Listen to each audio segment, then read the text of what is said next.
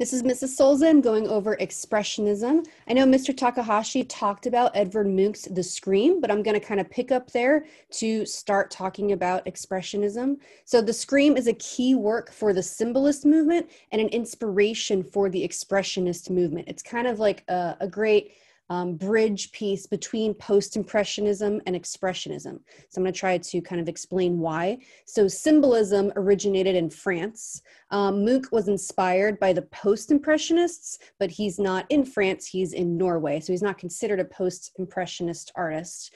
Symbolists address the human mind, which is a lot of that's what Edvard Munch's The Scream is addressing, a fascination with the dark recesses of the psyche. You could relate that to Edgar Allan Poe, the author. It's exploring the irrational realms of emotion, imagination, spirituality, strange subject matter, stylized forms. So as opposed to Impressionism, where the emphasis was on the reality of the created paint surface itself, symbolism is an artistic and a literary movement that suggested ideas through symbols and emphasized the meaning behind the forms, lines, shapes, and colors. So abstract means to express psychological truth and using dreams and visions.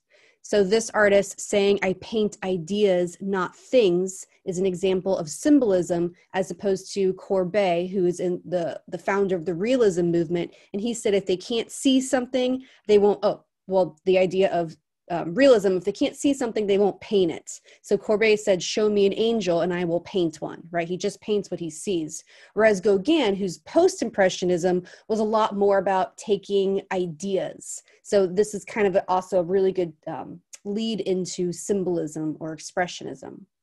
So he said, I'm trying to put into these desolate figures the savagery that I see in them and which is in me too. Damn it, I want to consult nature as well, but I don't want to leave out what I see there and what comes into my mind. Same thing with The Starry Night. So The Starry Night by Van Gogh is post-impressionism because he's looking outside of his window, he's seeing the scene, but he's also taking a lot of inspiration of what's going in what's happening in his mind, and he's putting it into his art. Munch is kind of a remembered sensation, and then a lot of what's happening inside of his mind. All right, so the function of the scream is to express internal emotions through these external forms, and thereby provide a visual image for a universal human experience. All right, so our first expressionism artwork we're going to talk about is called Self-Portrait as a Soldier. Artist's name is Ernst Ludwig Kirchner. As you can see by his signature, it's really just the last name that matters, right? Kirchner. 1915s, this is about 20 years after The Scream, okay? And this is oil on canvas, which is the standard of painting. So he's considered German expressionist. So I would definitely write that down along with notes on him. So look at the similar styles between these two. So the one on the right is the Kirchner that we have at the Nelson, if you ever go there and visit. All right, so this is an example. I had a student make a children's book about this. So this is from her book, so I'm going to read it. It says, Ernst and his friends felt art was too boring and emotionless, so they created a group to band together and challenge what art is. This bridge was a metaphorical connection between traditional art and avant-garde. Remember, avant-garde came from military, it came from the war, about people that were in the front line. So it's artists doing things that have never been done before. All right, so Kirchner was a great admirer of the German philosopher Nietzsche. In Nietzsche's book, he created a metaphor for the connection between the barbarism of the past and the, I can't say that word, modernity of the future. So the name of this group that Kirchner was a part of was called Die Brücke, and it was a group of expressionism artists. Their goal was to express the meaning of the emotional experience rather than physical reality. So if you think of Van Gogh's Starry Night, he's combining those two.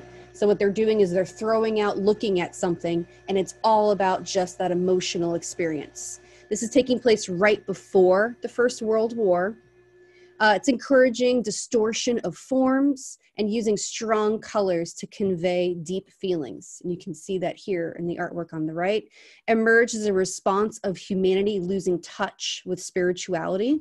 And it was also inspired by the Fauves or Fauvism, which is another art movement. All right, context, what's going on at the time. So the artist was drafted into World War I, and he volunteered to be a driver so that he could avoid being in the front lines. Didn't want to be avant-garde in that sense. Soon after, about a year after, he was declared unfit for service, was sent home to recuperate, and that's the time when he painted this metaphorical autobiography. So that's what this self-portrait is. So what we're going to do is we're going to compare his work before to what his artwork looked like after the war. So this is his artwork before, right? He's painting upper class, doing lovely upper class things. It's kind of like Rococo meets Expressionism because of the abstraction of the forms, but it still has that Pepto-Bismol pink color. And then self-portrait with a model. He did a lot of those. So comparing pre-World War on the left, the middle is when he's about to go to war, and then on the right is when he's come back from the war. All right, in the middle, the drinker is painted right before he left, captures his despair about the situation, about having to go, and then that despair turns into horror. So that's what the autobiographical self-portrait is about. So he's revealing his fear of the effects of war on himself as an artist and as a human being. It's an exploration of his personal fears, symbolizing the reaction of multiple artists of this generation who suffered physical and mental damage from World War I. So how is it doing that? What are you seeing that is telling you and communicating that to you? So again, we're going to compare it to a similar composition on the left. So this is self-portrait with model in studio. And then again, same thing below, self-portrait with a model in his art studio, but very different. So they're both portraying himself in his studio. He has his back turned away from the model and the canvas, which is behind him on the left. He's wearing his uniform. His right hand has been amputated, leaving a bloody stump. What does an artist use? What's their tool? You have to have you should have a hand to be creating the artwork. I'm sure we could be creative and not need one now, but that's what he used, right? This is a metaphor since he never actually saw active service. Remember, he was a driver. But because of seeing the effects of war, he lost his ability to paint. It's his loss of creativity, his loss of vision, and his loss of inspiration. So the stump is metaphoric. He did not lose a hand. It's a metaphoric self-amputation, a potential injury, not to the body, but it's an injury to his identity as an artist. He's also depicting empty, hollow eyes, which we can also kind of see in the before, but that's okay.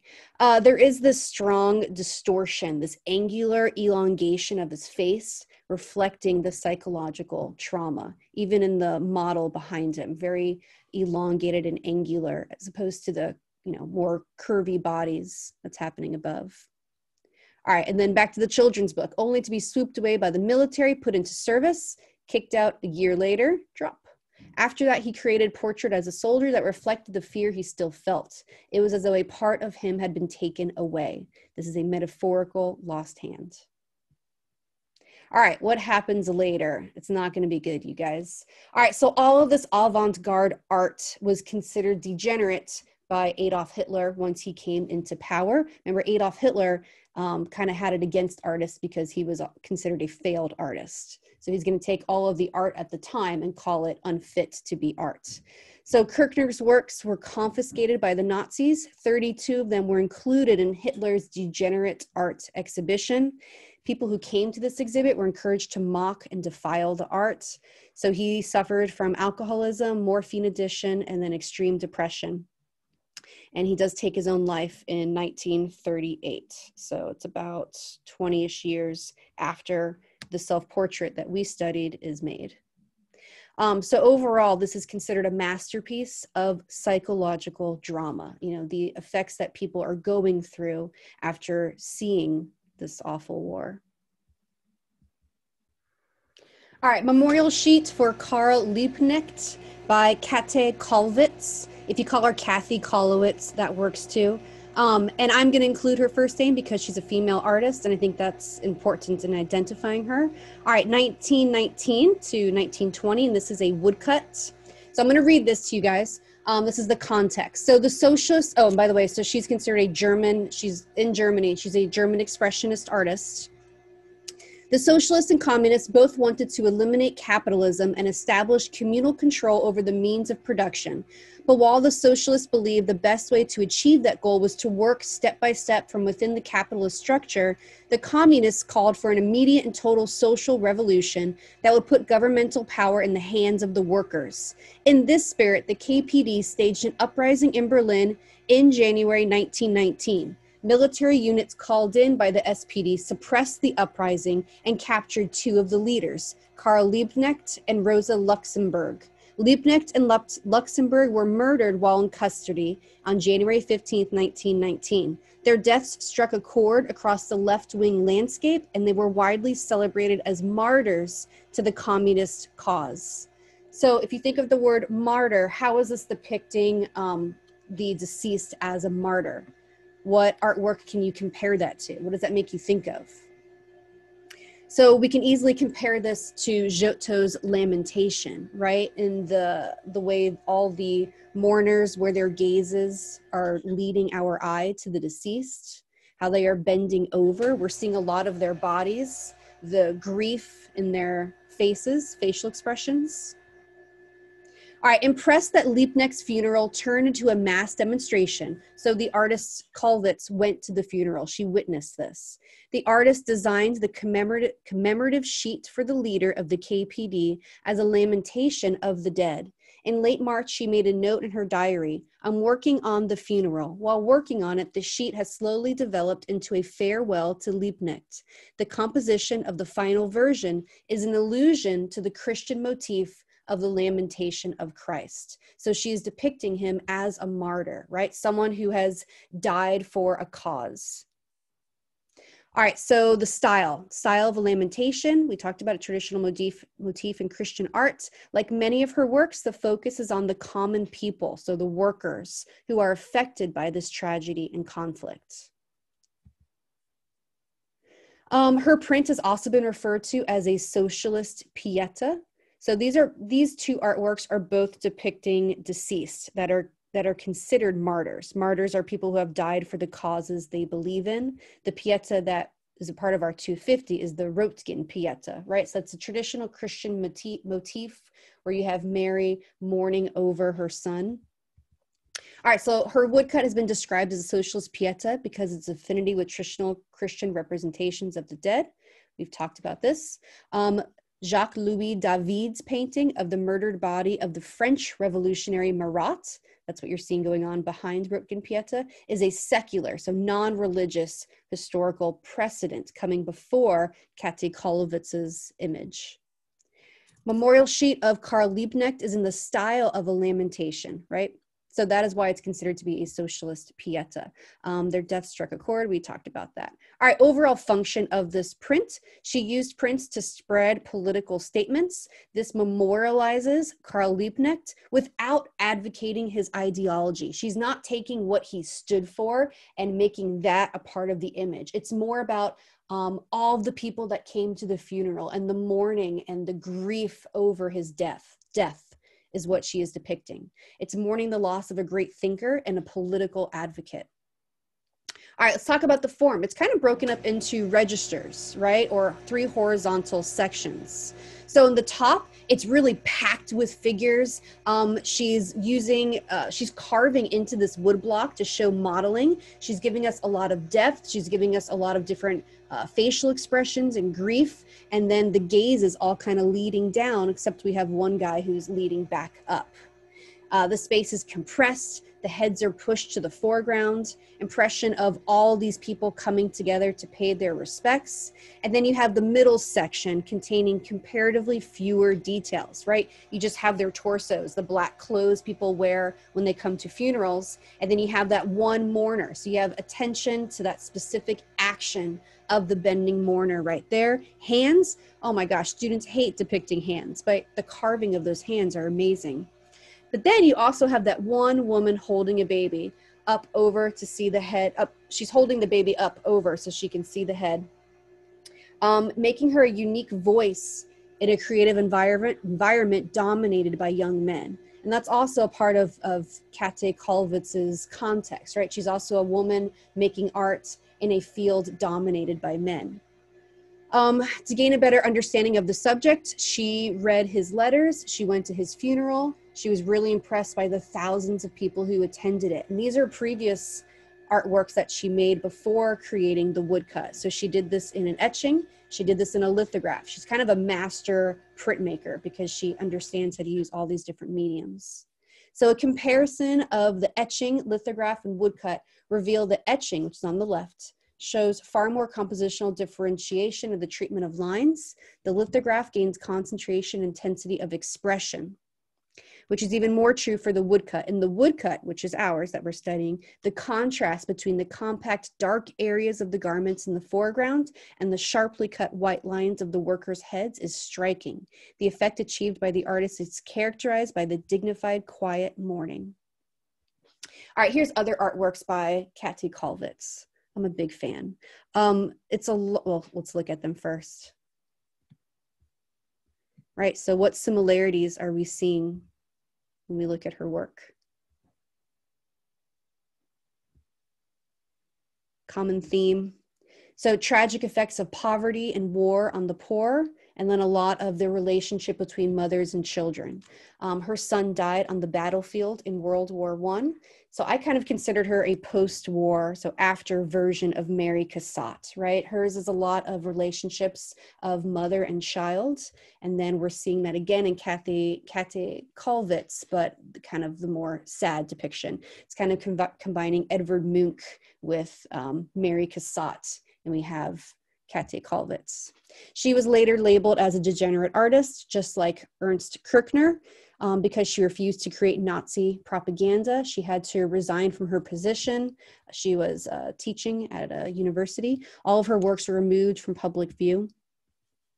All right, so these are two great artworks to talk about this College Board essay. Explain how or why the context, what is happening at the time, how is that influencing their artistic decisions, right? About how they're creating the art, about the style that they're using, about what they are depicting. So it's confusing when you think about Kollwitz's work in relationship to the movement of Expressionism. So the aim of the Expressionists was to communicate personal experience and emotion. They typically focused less on subject matter, right? So she's depicting a narrative, a story. So they typically would focus less on this and more they would focus on the elements of art. So the way that Kirchner is depicting these images is expressing his emotion. And then the next Expressionism artwork we look at is really the beginning of abstraction. But if you think about how her work fits into Expressionism, I got this from the MoMA, Museum of Modern Art's website. So we're going to read this down here. So it says, while her naturalistic style appeared out of touch in an era that witnessed the birth of abstraction, her depictions of universal human experiences, given depth and emotional power through her dense networks of lines and light and dark contrasts, were also reflective of her time. So she is considered German Expressionism, even though her artwork is still considered somewhat naturalistic in its style. All right, next artist. We're going to focus on this work. So if you were to come up with a title for this piece, what would you call this? What would a name be? All right, think about titles of these previous artworks that we've looked at. So what are the titles of these artworks? These are all from different units. This is probably one of my favorites from the contemporary unit. So here's their titles. And these titles are all given to help give meaning to the artwork. So typically artworks have titles of stories that help provide information to the viewer about the artwork. We can derive meaning for these artworks because of the titles that are given. So the title for this is really important. So it's called Improvisation 28, second version. The artist's name is Kandinsky. You don't need to know first name, Vasily, but Kandinsky, 1912, in oil paint. All right, so he's titling this just like it is a musical composition. So why do you think he would want to do that? So he's thinking of this art making process as composing. He is composing the elements of art to come together to work in harmony, just like musical notes come together to work in harmony. So he's associating painting with music. He's suggesting that like music, painting can take us places. He wanted you to hear the art. And here's a quote from Kandinsky: "Sight must be related not only to taste, but to all the other senses. Color is the keyboard, the eye is the hammer, the soul is the piano with its many strings." So the idea that you could hear color and see music is called synesthesia. I follow an artist on TikTok who has synesthesia, and her paintings are all about the texture of color, and they're amazing.